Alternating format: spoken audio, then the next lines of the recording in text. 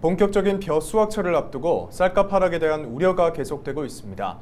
쌀 재고량 증가와 소비 부진이 겹치면서 가격이 떨어진 건데요. 전남의 경우 지역 경제의 파장이 클 것으로 예상돼 정부의 특단의 결정이 시급하다는 목소리가 나오고 있습니다. 성정환 기자가 보도합니다.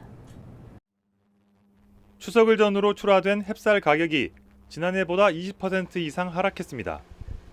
도매 가격 기준 한 포대 20kg에 45,000원 선에 거래되고 있습니다. 쌀 소비가 부진하기도 하지만 그보다 재고량이 크게 늘었기 때문입니다. 지난 8월 말 기준 전국의 쌀 재고량은 지난해 대비 90% 이상 증가한 35만 8천 톤. 이 가운데 전남 비중은 9만 5천 톤으로 200% 넘게 증가했습니다. 지난해부터 누적된 재고쌀 문제가 해결되지 않으면서 본격적인 수확철을 앞두고 가격 폭락에 대한 우려가 높아지고 있습니다. 지역 경제에 미치는 쌀값 영향에 대해서 걱정을 많이 하시는데요.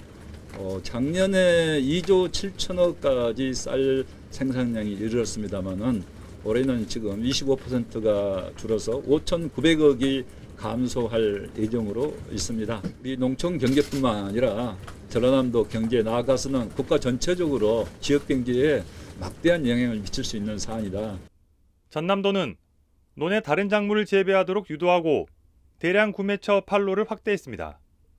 또 수도권의 전남쌀을 홍보하고 가공품 개발을 지원하는 등 관련 정책을 펼쳤지만 지자체 차원에서 근본적으로 문제를 해결하기엔 힘이 붙이는 게 현실입니다. 전남도는 지난해 하반기부터 정부의 제도 개선을 건의해왔습니다. 공공 비축미 물량을 80만 톤에서 순수 국내산 100만 톤으로 확대하고 해마다 9월까지 과잉 물량에 대해서 정부가 매입해달라는 겁니다.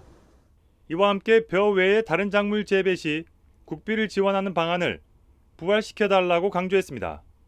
요즘에 쌀값이 많이 떨어진 것은 정부가 그런 대책을 아직도 내놓지 않고 있기 때문에 그렇다 이렇게 생각하고 정부가 이 10월 초 신곡 쌀값 발표가 나오기 전에 강력한 정부의 의지를 표명을 해야 된다.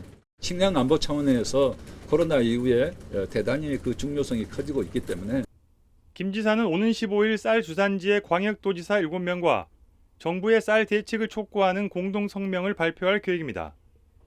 사실상 정부가 재고 쌀을 사들여 가격을 조정하는 게 현실적인 방법으로 대두되는 가운데 정부가 어떤 판단을 내릴지 주목됩니다.